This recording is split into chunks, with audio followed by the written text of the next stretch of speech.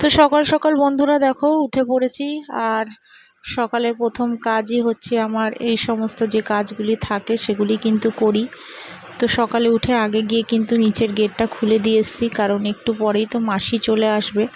তো সেই কারণে কিন্তু প্রতিদিনই ঘুম থেকে উঠে আগে নিচের গেটটা খুলে দিয়ে আসি, কারণ অত সকালবেলা কেউ আর ওঠে না, আমাকেই একটু উঠে গেটটা খুলে দিয়ে আসতে হয়।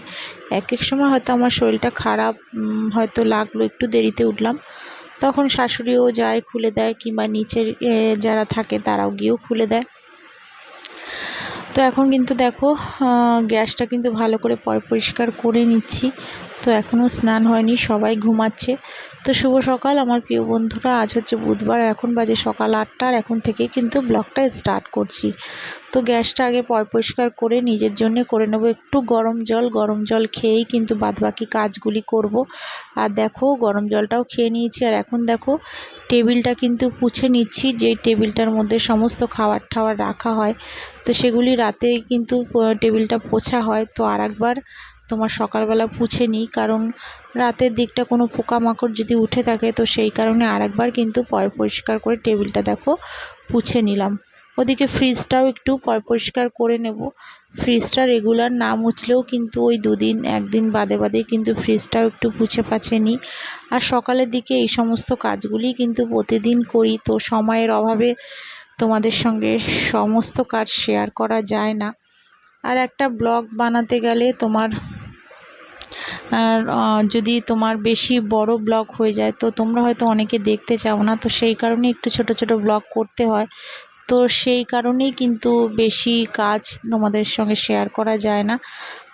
যখন যেরকম পারি সেইভাবেই কিন্তু শেয়ার করি। তো সকালের দিকের কাজগুলি অনেক দিন দেখানো হয় না, তো ভাবলাম আজকে একটু করে নিই।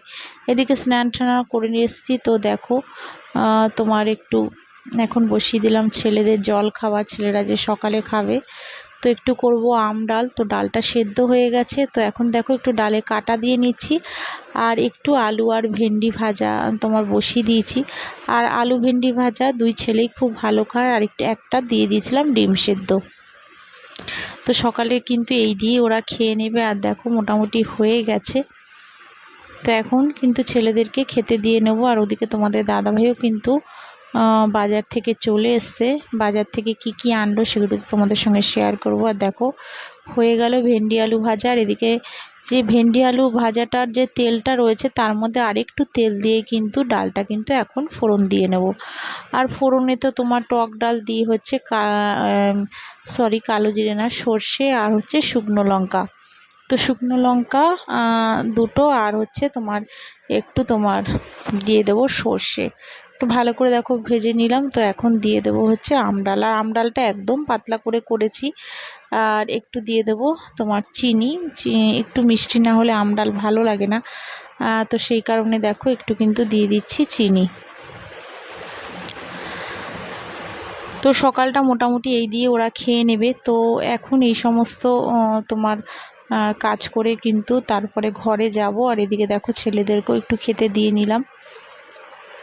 তো ছেলেদের খেতে খেতে দিয়ে আমরাও একটু খেয়ে নিয়ে কিন্তু ঘরের আজকে সমস্ত কাজগুলি করে নিয়েছি। আর ঘরের কাজগুলি আর তোমাদের সঙ্গে শেয়ার করলাম না, একদম সোজা চলে এলাম রান্নায়। আর দেখো তোমাদের দাদাভাই নিয়ে এসছে আজকে পার্শে মাছ। পার্শে মাছগুলি বেশ ছোট ছোট, আর দেখতেও বেশ ভালো। তো আজকে ভাবলাম পার্শে মাছ আলু বড়ি আর ডাঁটা বেগুন দিয়ে একটুখানি ঝোল করব। তো বড়ি এনেছে তোমাদের দাদাভাই। তো বড়িটা দেখো ভালো করে একটু লাল লাল করে ভেজে নিচ্ছি। ওদিকে কিন্তু মাছ ভাজাটাও বসিয়ে দিয়েছি। আর একটু সঙ্গে একটু পটল আর আলুও কিন্তু আলু পটল আর একটুখানি তোমার বেগুন ভাজবো, কারণ ডালের সাথে খেতে কিন্তু বেশ ভালো লাগে। আর দেখো একটা একটা করে কিন্তু মাছগুলি কিন্তু দেখো ভেজে নিচ্ছি।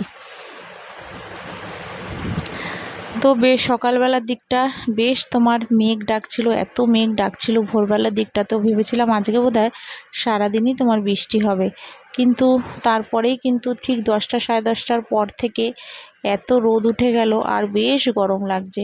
তো বৃষ্টি হচ্ছে না ঠিকই, কিন্তু মাঝে মাঝে আবার একটু করে তোমার মেঘও করছে, ঝিরিঝিরি একটু বৃষ্টি হচ্ছে, তো আবার রোদ বেরিয়ে যাচ্ছে। জানি না এটা কীরকম ওয়েদার। তো একবার মনে হচ্ছে যেন বর্ষাকাল, আর একবার মনে হচ্ছে যেন তোমার গরমকাল। তো এবার কিন্তু মাছগুলি দেখো ভাজা হয়ে গেছে, মাছগুলি তুলে ফেলবো। আর ওদিকে তোমার আলুগুলি একটু ভাজা বসিয়ে দিয়েছি, মানে মাছের যে ঝোলটা করব সেই আলুগুলিও দেখো বসিয়ে দিয়েছি। আলু ডাঁটা আর বেগুন দিয়ে করব পার্শে মাছের ঝোল। কারা কারা তোমার এরকমভাবে পার্শে মাছের ঝোল খাও কমেন্ট করে জানিও। কিছু মাছ তোমার ভাজা রেখে দেবো, ডালের সাথে খাবো, আর হচ্ছে কিছু দিয়ে দেবো ঝোলে। কারণ এই মাছগুলি না আবার রাতের দিকে ছেলেরা একদম খেতে চায় না, কারণ ওরা বলে কাঁটা লাগে। তো সেই কারণে একটু কড়া করে কয়েকটা ভেজে নেব, ডালের সাথে খাওয়া যাবে। আর এদিকে দেখো পটল ভাজাগুলো কিন্তু বসিয়ে দিলাম। আর এদিকে তোমার মাছের ঝোলের যে তরকারিটা সেটা দেখো ভালো করে একটু হলুদ, জিরের গুঁড়ো, শুকনো লঙ্কার গুঁড়ো, একটু নুন মিষ্টি দিয়ে দেখো ভালো করে কিন্তু কষিয়ে নিচ্ছি। কষিয়ে এবার দিয়ে দেবো জল। আর ঝোলটা কিন্তু একদম পাতলা হবে। আর এই গরমে যত পাতলা পুতলা ঝোল খাওয়া যায় ততটাই কিন্তু ভালো।